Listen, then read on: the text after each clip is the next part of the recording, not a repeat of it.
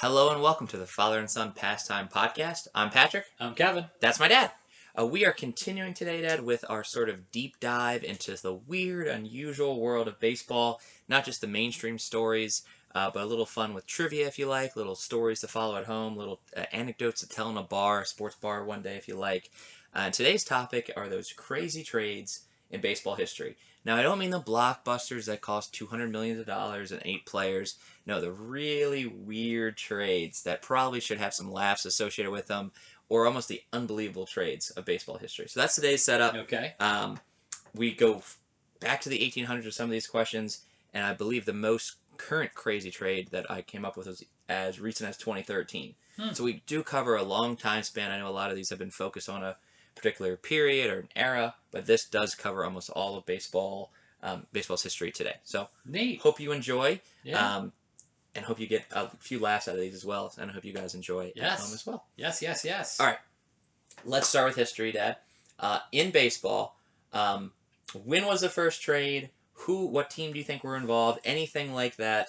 What was involved in the first trade of baseball history? 1901 between the White Sox and the Red Sox. So, Sox were involved. It was the Cincinnati Reds Stockings. Okay. In 1886, Okay. first ever trade. So the Cincinnati Reds Stockings sent their catcher Jack Boyle and $400 cash, that's a lot of money in 1886, to the St. Louis Browns for an outfielder named Hugh Nicole. And Nicole actually went on to be a pretty big player during this time. He had the most steals in a season of all time. If, again, some people don't look at pre-integration numbers or whatever, especially pre-1900 numbers. He had 138 steals. I know. Wow. It's almost like the Flint Flash of the AAGPPL that we just talked about. Right. So Hugh Nicole was a very fast, didn't hit for shit, but he certainly had some speed. Wow. And how was this reported? What do you think? 1886. Could be newspaper. No TV. Telegraph. That is right! Telegraph. Points for Dad on that one. It was reported via telegraph. So a sort of a backup catcher. Not that there was backup catchers. Everyone kind of took turns then. But not a great catcher and some money for a very fast name at that time. He wasn't setting records for hits or any kind of, like crazy records like that. But he was fun to watch in the field because he did steal on catchers and eventually even stole on the catcher he was traded for, on Jack Boyle, which is a kind of a fun little stat there.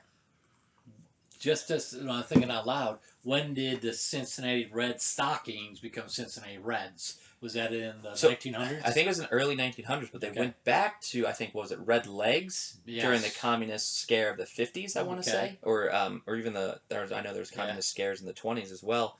But I know that being the Reds had some negative connotations over the course of Cincinnati's history. But they were just like no one had the Sox, especially with the X, until kind of recently, definitely in the 1900s. So Red Sox or the Reds or the White Sox, I think were always Stockings up until a certain point. Interesting. And even then they were CKS. Okay. Then became with the X. Okay. So it was more of a shorter vernacular. I think Red Sox was the first one to do it because it balanced out with 3 and 3. And then Reds just went to Reds. White Sox went to White Sox with an X. Yeah. Could be Lofter signage as well. Yeah.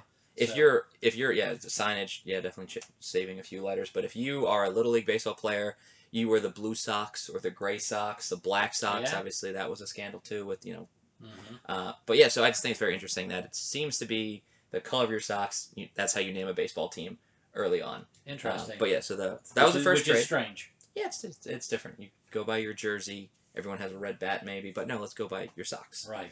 I think when we think of trades, like I said, a lot of these are obscure, but I do want to talk about Babe Ruth. Because when we think of like crazy baseball trades, we think of, Babe Ruth was, sent to, finance a play, and that's why the Red Sox got rid of him to the Yankees. Everyone knows that story. Yeah. Do you know the play that was financed with that money? I don't know, but bye-bye birdie. It's called My Lady Friends. Never heard of it. That's the point. A lot of people thought it was the owner of the Red Sox at the time was affiliated with this big play called No No Nanette. Okay. And because it's sort of is it baseball related? Was that linked to it? No, it's not linked to it. It just was his biggest known film. This was his, I believe, play after No No Nanette, and My Lady Friends. Bombed. It didn't bomb, but it it wasn't Babe Ruth. How about that? When you Right. compare it to, it wasn't The Sultan the Swat. wasn't My Fair Lady. It Yeah. wasn't Cats or whatever plays. We're Yeah. sports guys. We're not necessarily Theater guys. Theater. We're definitely not theater Yeah. guys on that one. So Interesting. just wanted to include Yeah. Babe Ruth in this. Now you mentioned No Net and Net, that's what I thought it Yeah. was. And a lot of people do, and that's Yeah. actually Wow. incorrect. Yeah. Huh. So this one, next one's gonna be fill in the blank. Okay, Lefty Grove. Sure. You know who that is, obviously, Sure. Hall of Fame pitcher and all that stuff. He was at one point in his career he was traded for a blank. Fill it in. Fill in the wildest thing you can imagine a baseball park might need. Ice machine. A fence. Oh, jeez. So keep in mind, no. Lefty Grove, Wow. great pitcher, Filled up the baseball A's, yeah. royalty, Yeah. right? Was traded for a fence. He That would was. be a heck of a fence. This was when he was still in the minor leagues. He was still Wow. coming up. They sold him to the Baltimore Orioles when they were still a minor league team for $3,500, which was used to finance the rest of their ballpark to enclose it with a fence. Wow. Fences at that time weren't required. They were sort of like you could hit it 500 feet and just run all day. Yep. Inside the park, home runs were a thing until fences became a thing. But fences were not an immediate thing when baseball stadiums first started to get built. Interesting. That's why. Eventually, I think we'll talk about the dead ball era. That's on and my... that's a good bit of money too back in that day. Right, but this also is Lefty Grove. Oh, I know. So I know. this is trading, I guess, honestly, in terms of he was still in the minor leagues, but he was doing well. This is trading, Adley Rushman for some cash to build something at your ballpark. Yeah. If the Orioles needed some accommodations. And left-handed pitchers were a rare commodity. Exactly. Good So, trade. Even I like to include some Hall of Famers with these things because it's not just like some bum that will take a Gatorade machine type of thing. It's like talented players with Grove and Ruth being used for not players. Being, hey, we have a ball club, we have players, we have coaches, but we need a fence.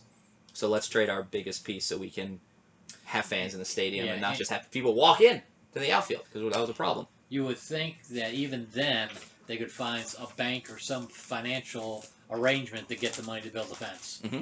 You know?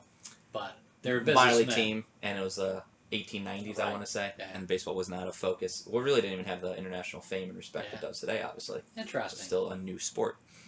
Sticking with the Hall of Fame theme, Dave Winfield, right? Some people like him, some people don't like Dave Winfield. He's kind of a grunt with the media.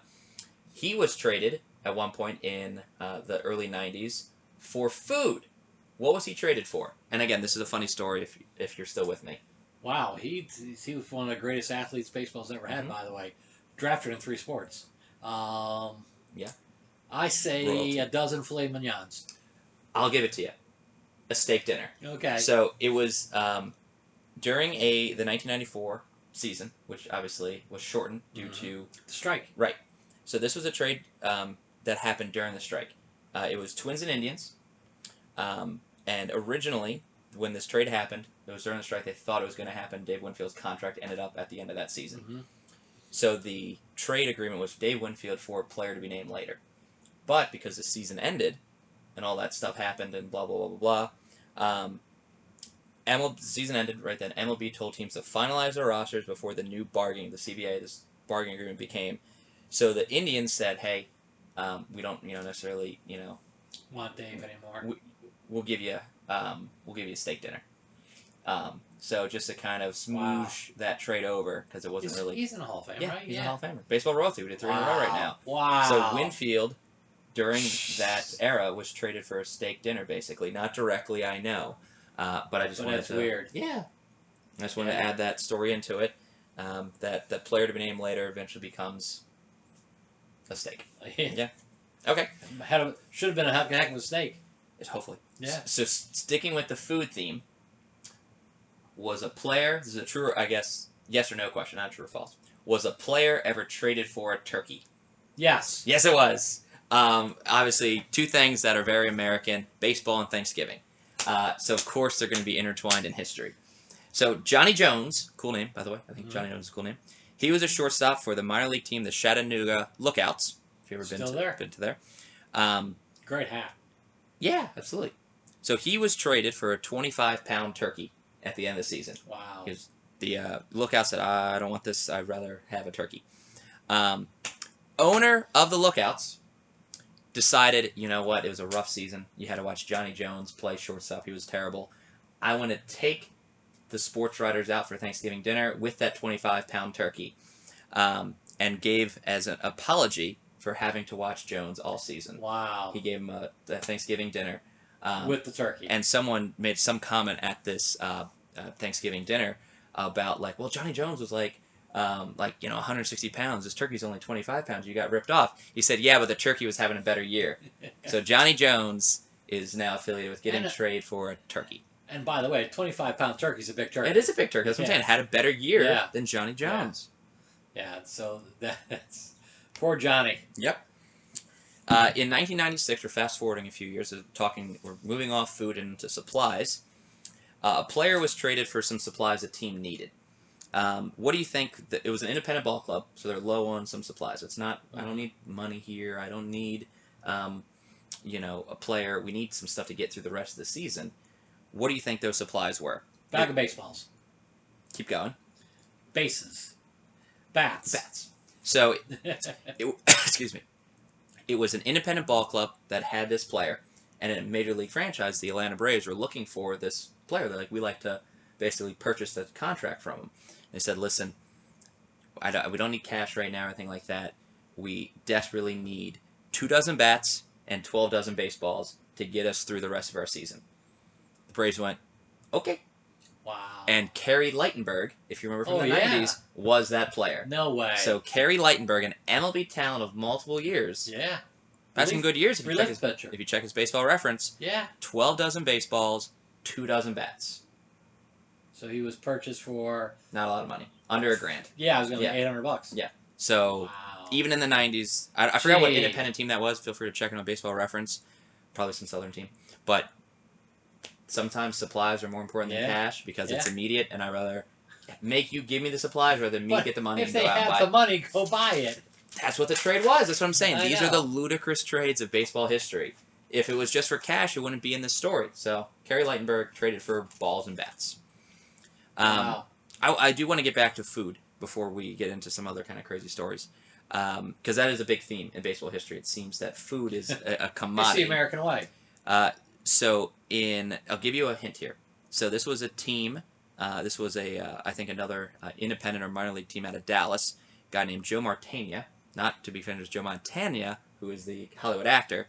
In 1921, went from a Dallas team to a New Orleans team.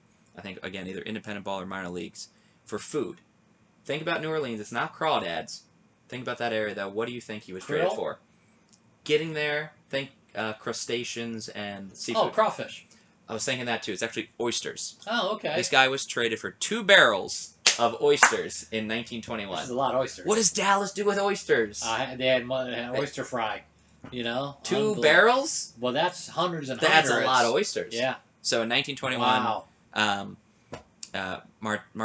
Joe Martina went for 2 barrels of oysters. Now I want to round out before we get into other kind of yes or no questions I have here. And New Orleans is not known for oysters. I know. It's shrimp and crawfish. It's shrimp, Creole, crawdads. Yeah. But I'm thinking the Gulf, so I was like, it has to be something water related. Yeah. So I said we finish here with 2013, and we talk about the 1800s. We get to the recent in baseball history. Has a player ever been traded for absolutely nothing? There was a trade this year for a player for $1. Right, and that's very common in baseball history. Yes. But has a player ever been truly traded for $0, 0 cents, no supplies, nothing to be named later? Has that ever happened? Yes. Yes. I'm sure it's happened multiple times in history, but the most recent time was in 2013. Mike Sisco. Okay. Philadelphia Phillies, again, look him up on Baseball Reference, was traded to the Angels, and the Phillies wanted nothing back. They just wanted him off the team that badly. Yeah. It's a big insult. Yeah. Yeah, Cameron Maybin went from the Cubs to the Mets for $1 this year. $1. That's pretty bad. Yeah, but that's pretty common in baseball history. There needs to be something back. Phillies said, please take him. Just get him off. Must have been a bad dude. Tough. Let's see about these yes or no questions. Has a manager ever been traded for a manager in baseball history? Yes. Yes, it has happened. I don't have a fun story with that one. These are just more like rapid fire yes or no's. True or false? There was a doubleheader one time in baseball history where a player that was on the first base side mid doubleheader got traded to third base or the other team. Yes. True or false? True. That did happen. He had to change uniforms in the opposing dugout. He was in the National League. I remember that. I want to say Padres were involved, but I could be wrong. I think you might be right, but I remember it was they always did Sunday doubleheaders, and it was a big thing. The guy finished the game, he had no idea. He walked across the field to go to the other dugout. Yep. Yeah. Which is insane. Yeah. I think that's and talking about how can you play? You're like you have mixed shortest emotions. moves, shortest travel. Yeah. You know. Yeah, get your little bag and go off you go. Has a player ever been traded for himself? Yes. Dickie Knowles. Dickie Knowles is my first example, but it's happened 3 times. Yeah. And if you aren't a baseball, savvy person, a lot of the things we were talking about earlier, where it's this person for a player to be named later, and 3 times in baseball history, it's been that person. Yeah. Dickie Knowles, John McDonald, and Harry Chitty. I only know 2 out of 3 of those off the top of my head. Harry Chitty was a Cub. Well, there we go. Dickie Knowles, it was between the Cubs and the Tigers. Trading deadline, Dickie went to Detroit. After the season, the Cubs got him back because he didn't do well with Detroit, so the Cubs took him back. Yeah. Yeah. It happens. Unbelievable. And the last one, and I know you already saw my notes, there's also been a trade for a broadcaster for a player. So I never thought that broadcasters are an option to be traded, but one team wanted a certain broadcaster, and they said, we'll give you a player for that guy. Wow. I didn't write down who the broadcaster was or the player was, but also think about that right after a game. Hey, we appreciate you calling those 9 innings, but you're going off to Seattle, and that player's coming over here. And I guess the team is paying him because he's a team employee. You just wonder if they have a right to trade that person because he's not a player, but apparently so. Yeah. So, very interesting. So those are just some of the crazy trades in baseball history. Little recap in terms of crazy trades. I don't think that Babe Ruth is that crazy. I don't think the Red Stockings trade is that crazy. Lefty Grove for a fence. That's up there. Dave Winfield for a steak dinner. Not a direct trade, it was a little interesting there. Johnny Jones for the turkey. Yeah, that was the best one. Kerry Lightenberg for the supplies. Yes. Joe Martina for oysters. And nothing for Mike Sisco. What's your favorite out of all those? The turkey. The turkey. Yeah. Johnny Jones for the turkey. Yeah. And I learned a little bit more about Babe Ruth. Yeah. Because the story is no none than that, but now we know more. Yeah. But I mean, think about in those examples, 2 Hall of Famers. 3. Dave Winfield, Lefty Grove, Babe Ruth. Yes. 3 Hall of Famers for very obscure. But nothing. Yeah. Money, steak dinner, fence. Wow. And that is just a sampling of, again, baseball has over 100 and now going on 40 years of trades. Some years are, just like early years, aren't as popular, and because it's harder to get someone from Cincinnati to New York, no planes in 1880. So that took some time, and you had to be away from the game for travel reasons. So it wasn't as popular, and now trading is much more common. Yeah. There's always been these crazy trades. I'm sure I've left off maybe some of your favorites or whatever it might be. Yeah. So again, put in the comments below if we missed some crazy trade that you want to, have us talk more about. If you have a favorite, if you want to know more about that broadcaster for the player, or if you want to look up who the hell Mike Sisco was, why he was traded for nothing, do that. I mean, a lot of these stories evoke more research. Yeah. So I just wanted to provide a little cursory glance of a lot of these options to kind of give you, baseball is crazy. It's not always player for player. It is the weirdest thing. Food is a theme. Supplies, obviously, number 2 on the theme. Fences, balls, whatever. Yeah. But if there's a will, there's a way, and baseball lore always proves itself. Yeah. And to this day, with the rivalry between the Red Sox and Yankees, Yankees fans will bring up that trade all the time. I bet a lot of Yankee fans get the play wrong because they think it's no net. Oh, yeah. I would think the vast majority. Mm-hmm. But, I mean, think about that. That was a boo-boo. Yeah. That, think about, Yeah, but that's how baseball was. The Orioles sold Babe Ruth. Right. As a minor leaguer. Right. So, I mean, players were sold often for cash, as that has been determined. And if the owner needed money, there were assets. So if you could sell your assets, then you did that for the good of your business. Yeah. I know we're a baseball podcast, but soccer players are still sold to this day. They're transferred for, euros or whatever the denomination is being talked about for that player. Wow. And then they pay him a contract, pay him a salary on top of that. But trades aren't that common in soccer. It's buying and purchasing. Yeah. Wow. Who would have thought? Yeah. But at the turkey and fence were pretty good. Turkey, fence for sure. Yeah. but again, these things, history is made every day in baseball. I know we like to say that, but 2013, Cisco for nothing, John McDonald, Dickie Knowles. I mean, they're recent names, compared to Johnny Jones. Yeah. But keep it. There's going to be something fun this year at the deadline. We're about a month away here from the trade deadline, so maybe something fun happens. Maybe it's just player for player, but stay tuned, and I'm sure you'll see history unfold. Yeah, hopefully. What I really like is the multi-team trades. Yes. That all of a sudden you're trying to figure out all that stuff into 3-team trades, and they're kind of fun. It's like you're solving a murder. You're like connecting dots. Yeah. Like who goes here? Yeah. But that's great. But yeah, very enlightening, very good. Just a little some Dickie Knowles. Nicky Doles. Yeah. That's his evil twin. That's right. He was never the same pitcher. He was part of the Sandberg trade back in the day from Philly to the Cubs. And then he did pretty well with the Cubs, but then after he got traded twice the same year, that doesn't number on you. Sometimes trading, they become all stars, and sometimes they just kind of flounder. Yeah. So yeah. The next two sort of MLB trivia conversational podcasts will be done by my dad. Yes. And I will be the playing the role as the guest, playing as you guys, the fan at home, just kind of guessing along, figuring out what he does. No idea the topics.